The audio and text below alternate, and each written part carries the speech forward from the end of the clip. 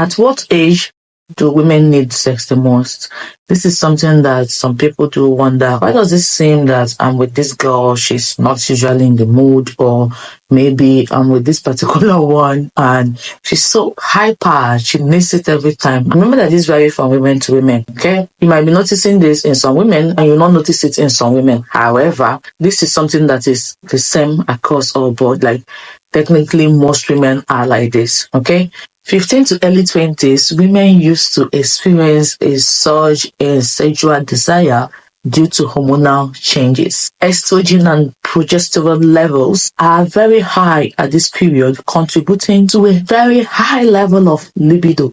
That's why you see that the teenage pregnancy is usually at the all-time high. And for them, it's even, a bit more different because this is something they have not experienced before, okay? And they're having this hormonal surge for the first time and having these emotions where they have this deep urge for sex and having high libido. It's not something they have done or have before or something they have experienced before. It's quite different for them because at this point, sometimes they are like confused and asking themselves, why do they feel this way, okay?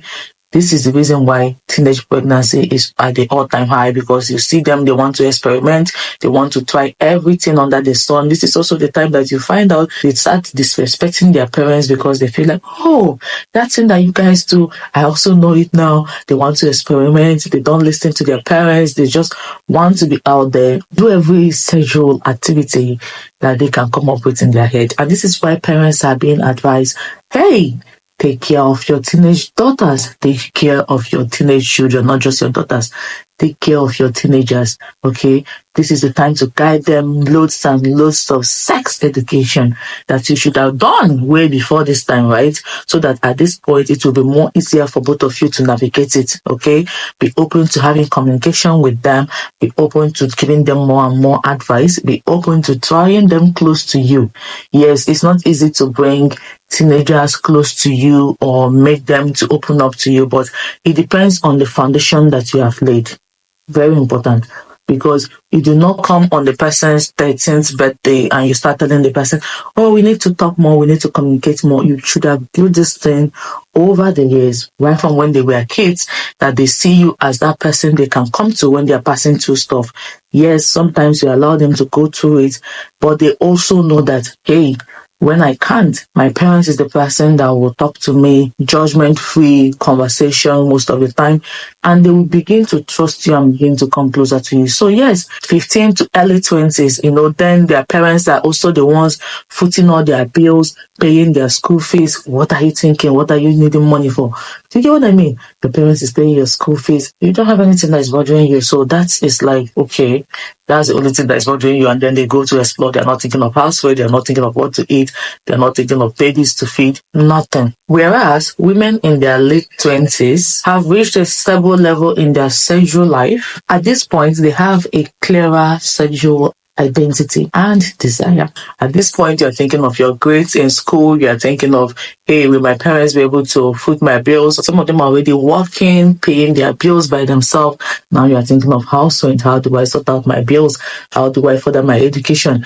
Some of them are still in school. Some of them are done with school, working, having babies. Yes, most people in their late 20s, they're already married, started a family. So yeah, usually at that point where their sexual identity and desire have become clear. You already know what you like, you already know what you want, you already know how you want it, and you have realized that there is more to life than sexual urge and desire, having high libido.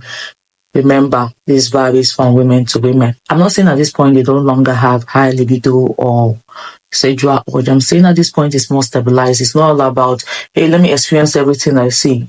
Okay?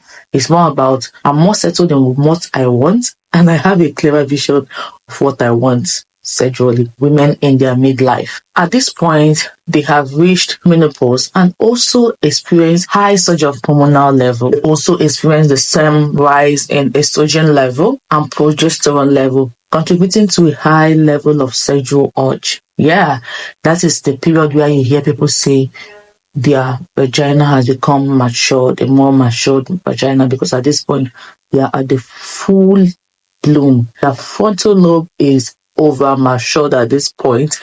Every part of their body is matured. When you ask most people, they'll tell you that, oh, women in their, late 30s, 40s, 50s are even far more sweeter, more interesting and enjoyable than women that are in their 20s or teenagers. Teenagers, they just want to experience, they're just coming into it.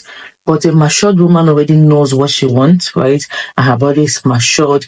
Every form of her have come to a full bloom. They also experience this because of the hormones, and they have very high libido. Remember that this varies from women to women, because some women, they experience low estrogen level. Most men will tell you, I pray that when my wife hits menopause, her sexual urge increase, depending on what you have in your hand. Okay.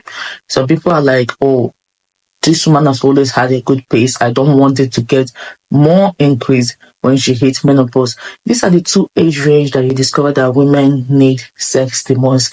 Remember that women that they are midlife, they have already done raising their kids, they are no longer bothered. They are like empty nesters. They are not bothered about most things again. They have their money stable. They are not bothered about rent. They have their kids even catering for them, for those that as a parent and stuff like that. So they're more stabilized in themselves that if that is what they want, we can go for it. And there you have it, guys. My name is Oringoshade Oringo. I hope you enjoyed this video. If you did, remember to subscribe, like this video, comment, and of course, share this video to all your friends. Do not forget to turn on the bell notification, and I'm going to see you guys on the next one. Bye, guys.